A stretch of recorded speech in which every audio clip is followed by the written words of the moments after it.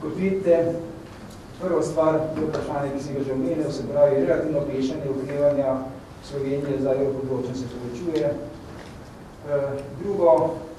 Drugi tri točke se pa nanašajo na razloge. Konjunktura v tujini in normalizacija trga državnega dolga evroobmočja sta centralni determinanti vzdržnosti okrevanja. Se pravi, računati na domače povpraševanje spodbujeno na takšen ali drugačen način, to se pravi, ali z trošenje države ali z davčno politiko države je v teh razmerah iluzorno. Druga, se mi zdi, ključna stvar je vezana na sedaj ključen faktor, ki duši aktivnost, namreč za intermediacijo posojilnih skladov iz tujine.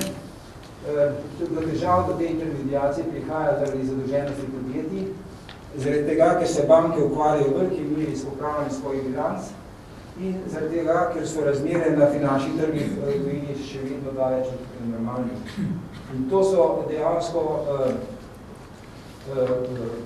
istočasno tudi ključni domači faktori tega manjšega prenosa relativno ugodne konjunkture na izvornih trgih v zadnjem letu in pol.